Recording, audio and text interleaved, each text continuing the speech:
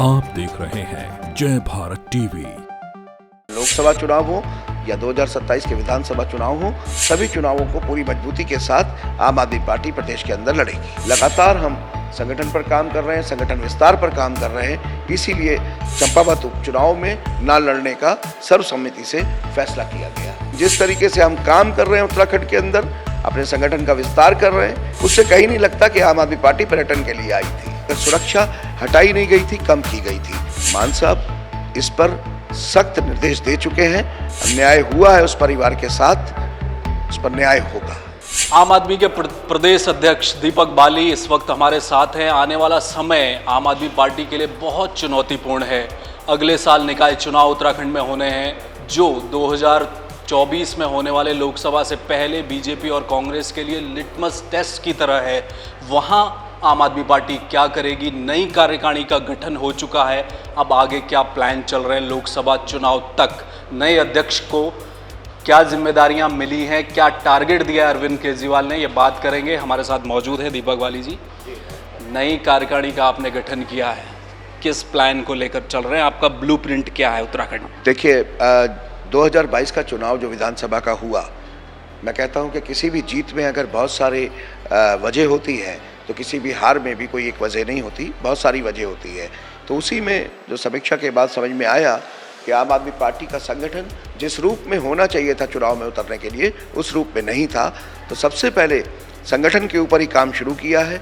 लगातार विस्तार होते रहेंगे और पार्टी के ऐसे कार्यकर्ता जो जनता के बीच में जाकर काम करना चाहते हैं और कर रहे हैं, उन सबको पदों की जिम्मेदारियों के साथ, जिससे कि वो अपनी क्षमताओं का पूरा उपयोग कर सके, इस अगले 3 से 4 महीने में बूथ स्तर तक का संगठन खड़ा करके और चुनाव की तैयारियां 2023 के निकाय चुनाव की तैयारियों में लगा जाएगा। लोकसभा का उसके बाद चुनाव होना है, 5 सीटें उत्तराखंड में हैं, बीजेपी और कांग्रेस के अपने दावे हैं। आम आदमी पार्टी किस तरह कंटेस्ट करेगी लोकसभा का? मैं कोई दावा नहीं करूंगा, लेकिन ये ज़रूर करूंगा कि अब आने वाला कोई भी चुनाव जो निकाय चुनाव से शुरू होगा, उसके बाद का चाहे लोकसभा चुनाव हो या 2027 के विधानसभा चुनाव हो, सभी चुनावों को पूरी मजबूती के साथ आम आदमी पार्टी प्रदेश के अंदर लड़ेगी। आपने कांग्रेस और भाजपा के सामने तीसरे विकल्प के तौर पर आपने शुरुआत की थी। बहुत ज़ोर शोर से आप उत्तराखंड में आए थे। एक तरह से पब्लिक डोमेन में आप तीसरा विकल्प बन भी चुके थे, इस तरह की चर्चाएं थी। जो विधानसभा का चुनाव हुआ है, उसका जो सेटबैक पार्टी को मिला है, कोई एक ऐसा कारण आपको नज़र आता है कि जिसकी वजह से आम आदमी पार्टी को बड़ा सेटबैक हुआ है? नहीं, मैं ये नहीं कहूँगा। देखिए, किसी भी हार और जीत में कोई भी कभी भी एक कारण नहीं होता, बहुत सारे कारण होते हैं। तो ये ज़रूर है कि हम चुनाव हारे हैं, लेकिन मैं वही कहूँगा कि चुनाव हारे हैं लेकिन हम नहीं हारे हैं। तो आगे भी पूरी हिम्मत से, पूरे हौसलों से, जहाँ से चीज़ें ख़त्म हुई हैं वहीं से शुरू करते हुए हम जनता के बीच में पूरी मजबूती के साथ अपने कार्यकर्ताओं के साथ पूरे उत्तराखंड के अंदर जनता की आवाज़ को जनता के बीच में लेकर जाएंगे। चंपावत उपचुनाव से पीछे क्यों पार्टी ने कदम खींच लिया?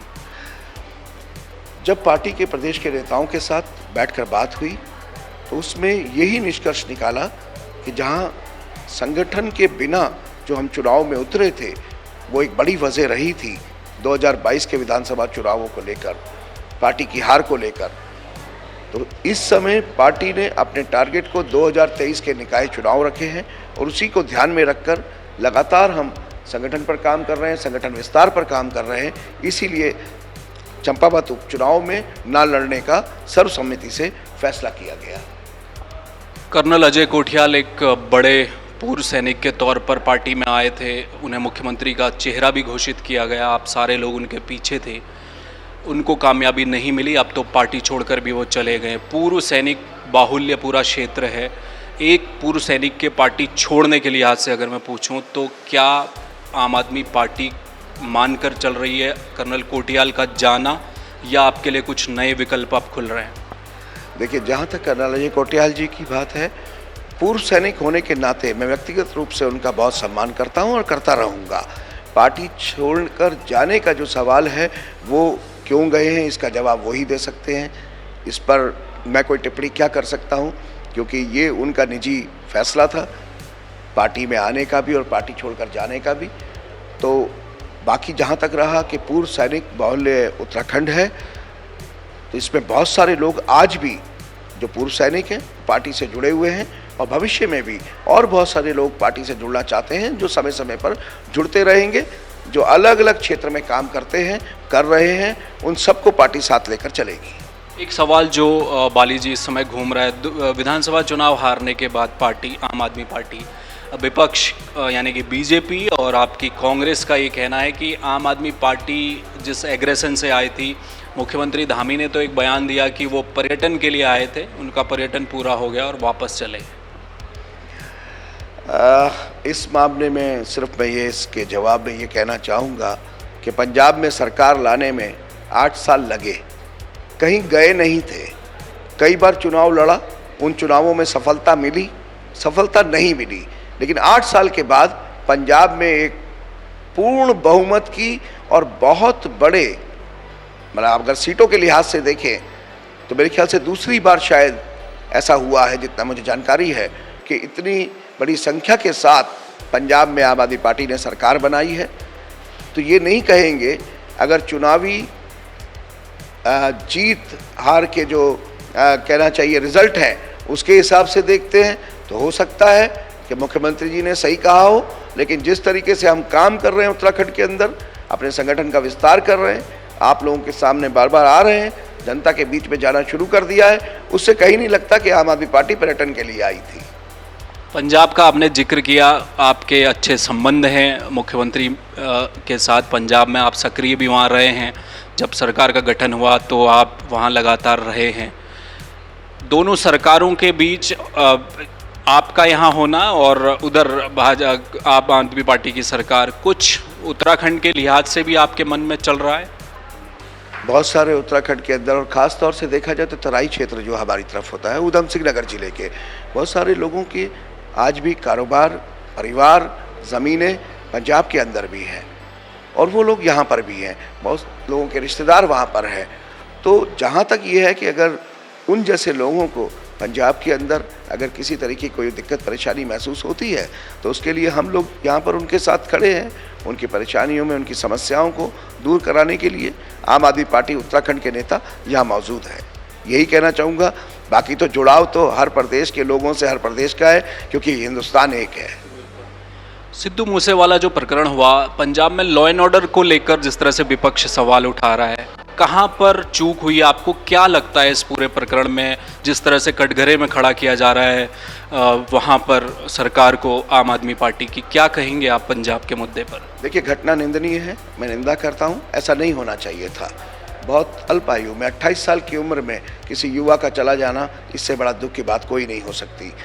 जहाँ तक रहा लॉ एंड ऑर्डर की बात, जिन जिन बातों पर विपक्ष की बात नहीं करता, विपक्ष के कहने से पहले ही हमारे पंजाब के मुख्यमंत्री मान साहब ने जिन जिन चीज़ों पर देखा कि अगर सुरक्षा हटाई नहीं गई थी, कम की गई थी, लेकिन उसको भी सवाल को जांच के दौरे में बैठाया है उन्होंने। और जहाँ तक जिन अपराधियों ने ऐसा किया है, पंजाब सरकार पूरी तरीके से और सख्ती से उनको छोड़ेगी नहीं। माननीय मुख्यमंत्री मान साहब इस पर सख्त निर्देश दे चुके हैं, और जल्द ही इस परिणति का जो कहना चाहिए कि जो अन्याय हुआ है उस परिवार के साथ, उस पर न्याय होगा और ज़रूर होगा। जहाँ तक विपक्ष के सवाल उठाने की बात है, तो ठीक है, विपक्ष अपनी राजनीति कर रहा है, लेकिन आम आदमी पार्टी इसको राजनीतिक चश्मे से नहीं देख रही है।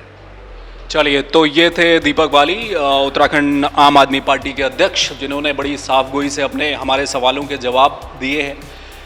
पहला टारगेट निकाय चुनाव है, एक बड़ी चुनौती अब उनके सामने है, नया संगठन उन्होंने खड़ा किया है, उसके बाद लोकसभा की चुनौती है, और आम आदमी पार्टी का ये कहना है कि दोनों ही चुनाव को आम आदमी पार्टी पुरजोर तरीके से लड़ेगी। जनता ने उन्हें विपक्ष के तौर पर उन पर भरोसा जताया है, तो आने वाले समय में आपको आम आदमी पार्टी फिर सड़कों पर नज़र आने वाली है, क्योंकि आगे दो चुनाव हैं, उनको पुरजोर तरीके से पार्टी लड़ने जा रही है। कैमरामैन नवजीवन भंडारी के साथ हेमभट्ट, जय भारत टीवी।